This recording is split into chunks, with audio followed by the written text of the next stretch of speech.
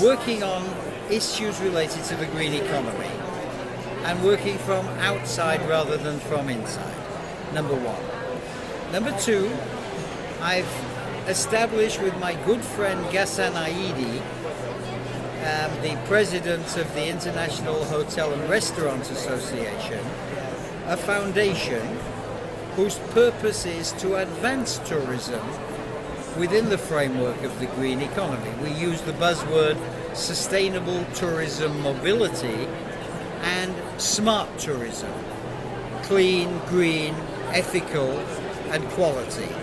And we're going to use that vehicle to, if you like, push the framework forward, ask the challenging questions and provide some, it's pretentious to say thought leadership, but at least some serious thinking on the issue beyond the towels in the bath and the certification programs into how is this sector going to adapt to a post-Copenhagen climate regime where it's not a question of arguing we're going to play our part, but actually doing their thing to reduce their carbon footprint.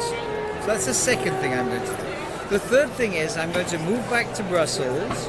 I'm going to engage with a boutique public affairs activity, organization which already exists, working on EU and funding activities.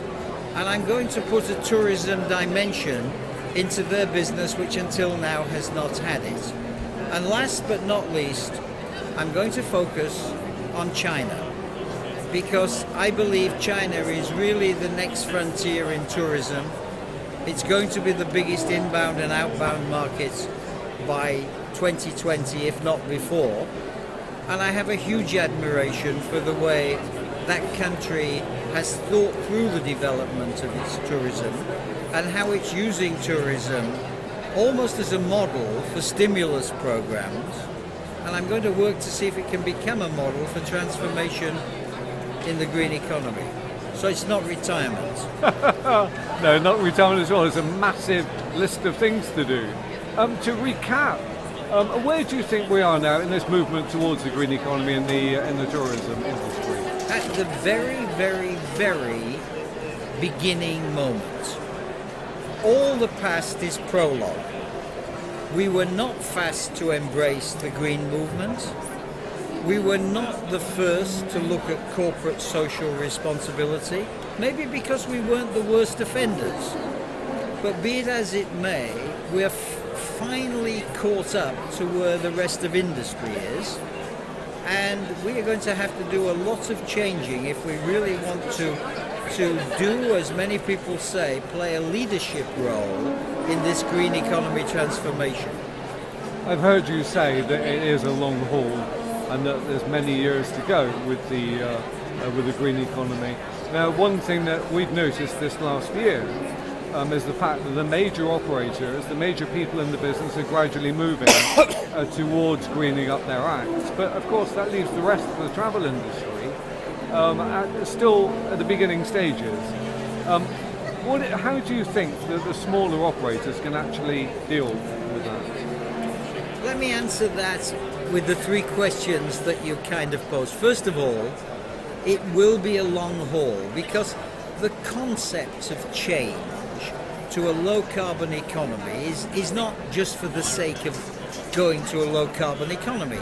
It's to achieve by 2050 a stabilization in our carbon emissions and in the temperature of the earth. So we have to see that kind of a time scale to achieve the ultimate goal. But as Lord Stern and others have pointed out, if you start earlier, it costs less, and if you're one of the early movers, you have a business advantage. So I'm seeing a time frame from 2012, when the original Kyoto Agreement has to be renewed by some Copenhagen-based understanding, to 2050, with a very important staging point in 2015, because That's when we have to reach some achievements in terms of the Millennium Development Goals, reducing extreme poverty, and 2020, when the first real bite of climate reduction is being of greenhouse gas emission reduction is being targeted, and where the Europeans are saying we will reduce by something between 20 and 40%, and others are saying we'll reduce by 10 to 15%. There's no fixed position there. But so it's a 25 to 40 year time frame of change, starting with a serious set of agreements now. That's point number one. Point number two, yes, the big players are moving, but they're not moving particularly rapidly. If you look at what's happening in the companies who are part of the Global Compact, 5,000 companies, there are very few tourism players who have committed to the sort of transparency and the reporting and the social standards that those companies have committed to. And the tour operators are making their own rules. They're not necessarily following the broad industrial rules. So on your second point, they're starting to. We've seen a little bit. On the third point, for the 80% of the industry that's the small and medium enterprises, we have to give them the vision and the tools and the financing. And when I say we, it's part public sector, part private sector, has got to give them these things. And in the poorest countries, we've got to pay for it as well, because they don't have the capacity to do that. Finally, I know that one thing that you've been very, very concerned with is the STEP Sustainable Tourism Programme for economic development and for pro-poverty, etc., etc. Where do you think that is at the moment? That one is certainly embryonic. Another reason why Copenhagen is so important is that it's going to produce an immense amount of financing. People are saying at the moment that a key sticking issue is how much money is going to be put in place to help the poorest countries adapt to a regime of low carbon. Now, this could be trillions of dollars over the next 30 or 40 years.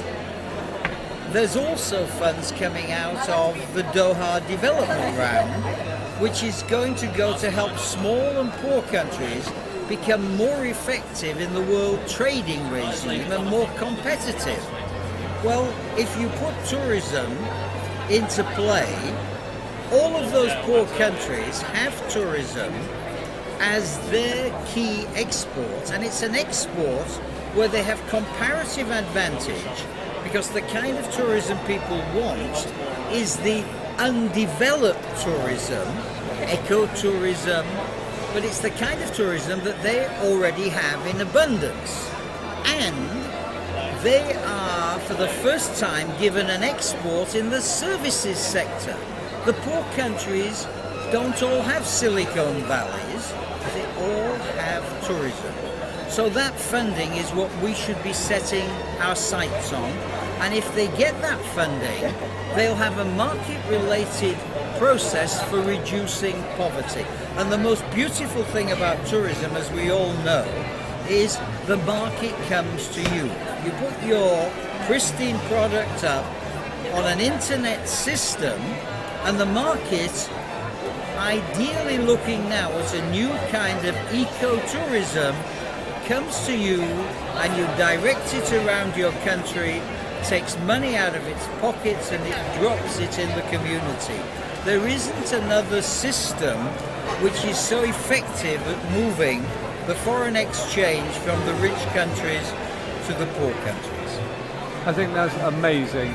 I mean, I'm wishing you the greatest success with what you're doing, and I'm very grateful to have talked to you. Thank you very much indeed.